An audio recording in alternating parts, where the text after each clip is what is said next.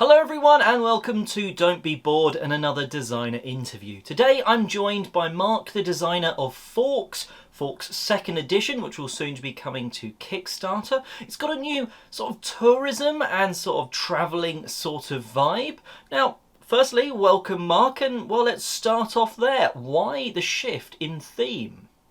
Hi, so the theme of Forks changed when it all began at the UK Games Expo in 2023.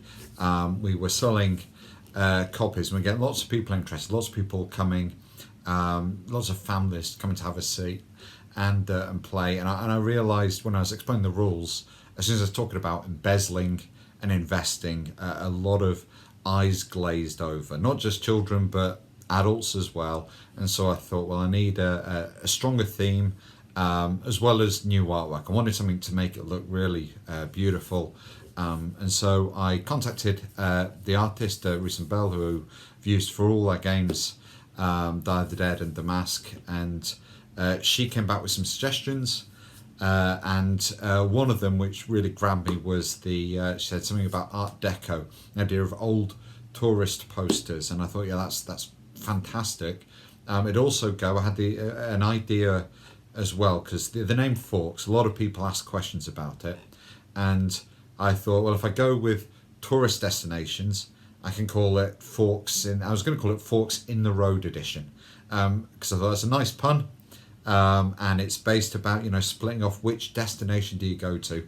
In the end, I went with 2nd edition because that makes things a lot simpler when you're trying to explain it to people that this is just the game, but the 2nd edition of it.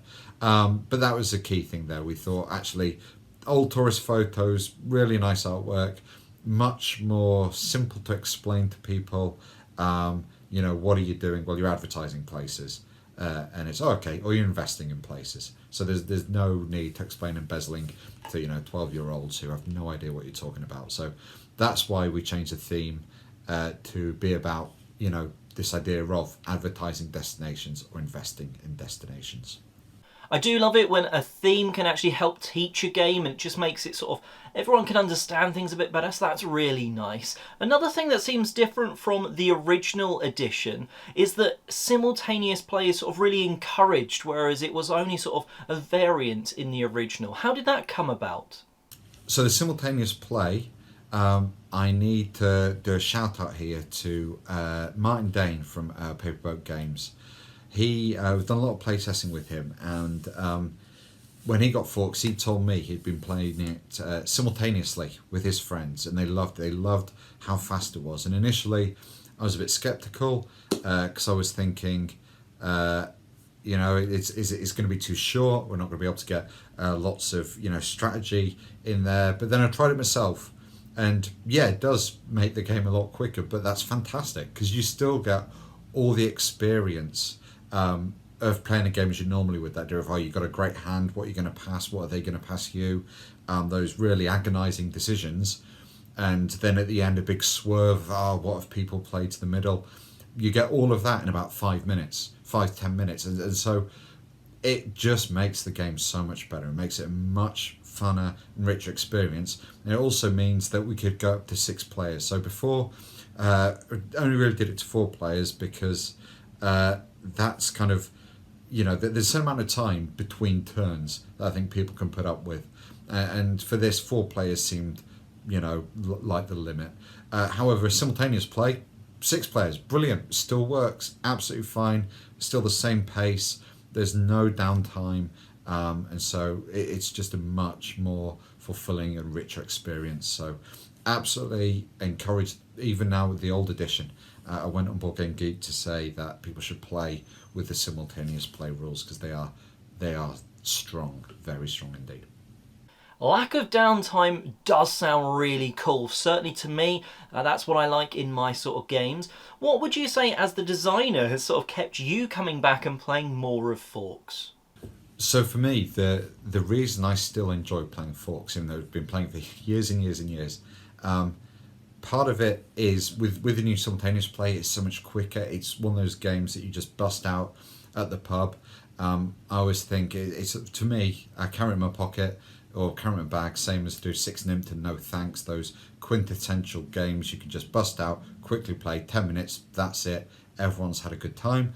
But there's a lot in that play. There is that whole, are you going to choose a card that's going to absolutely ruin you depending upon what other people play? Can you influence the cards other people are going to play? You sometimes think, I'm going to give you this card and you're going to play it and I'm going to win the game as a result, and that is a great feeling to have. There is also still that sense of, as you're playing, you've got an idea you're doing well, but until those final cards are played, you don't know. And, obviously as a designer, I do tend to win, but there's enough times where I've thought, I've played an absolute blinder here, and then someone has done the exact opposite of what I wanted them to do, and as a result, I have been sunk. So there's still so much excitement there in such a short amount of time, played so quickly and so simply. It's a game for me that I do keep on coming back to time and time again. Shifting over to the crowdfunding side of things, this isn't your first crowdfunding sort of adventure with Forks 2nd edition. What have you learnt from previous crowdfunding campaigns that might help budding designers out there? So when it comes to Kickstarter, one of the key things really that I've learned, so this is going to be my third Kickstarter, my fourth crowdfunding, fourth Kickstarter, fifth crowdfunding because of the expansions. The first thing is you have to be as transparent as possible on your landing page. People go there, you want to sell them the game, but you don't overpromise things, because if you overpromise everything, then that might be successful, but to be sustainable, you have to be consistent. What you say is what you're going to deliver. And to that end, I always try and make, I think, postage and packaging an absolute killer. I always try and subsidise as much as possible. I want to get my game in as many hands as possible. So to me, it's really important to make it, these are the prices, but I'm going to subsidise them. I'm going to not do loads of crazy stretch goals or anything like that. The more we sell, the more I can subsidise, the more hands I can get these games into. As the Kickstarter goes on, you've got to be open, always try give those updates and say, this is what's happening, this is where we are with the game. To that end, I personally, I know a lot of people do this now as well. Kickstarter, you almost have to, when you launch the game, has to be almost feature complete, art complete. So you've got, you can say, right, I've got these quotes.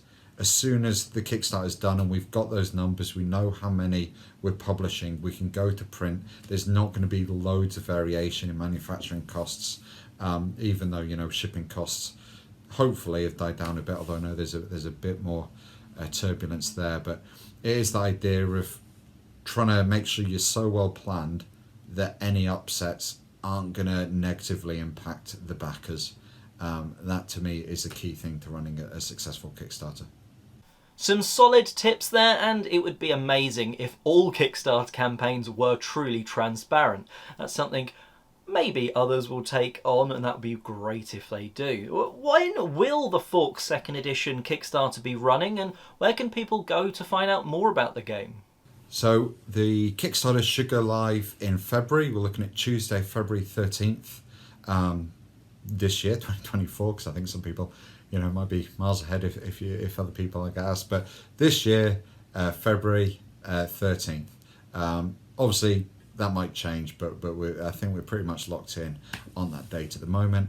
For more information, we have a Kickstarter landing page. That's the best place to follow us. Do have a webpage, radical8games.com. You can go there. We'll be posting some sample artwork, and you can also have a look at we've got all the blog on the making of the original copy, the first edition of Forks as well, if you're interested. Also, you can follow us on Facebook and Threads. I think we're also on Instagram. Don't post much on any of those, but you can definitely follow us because I'll post updates when we launch, absolutely. Those links are going to be in the description box down below, so you can zoom off and sort of check out the Kickstarter sort of splash page and all that sort of goodness. But before you go, let's go for a fun one. Mark, what would you say is the game with the best meeple in it? Best meeple. The Agricola Rooster Starter Rooster is a second, but for me it has to be the Airship meeple from Whistle Mountain. Just beautiful. I mean, look at it. absolute thing of beauty, that. Thanks to Mark for coming on today to talk about Forks 2nd Edition, the Kickstarter sort of experience as a whole. Quite interesting sort of in that sort of change of theme, and some tips if you're planning on doing your own Kickstarter. Hope you've enjoyed this, and well, you'll be seeing a little bit more about Forks on the channel and even on the Kickstarter page, as I will be doing a review of it, a preview closer to the sort of campaign launch. Until then though, have a great day gaming.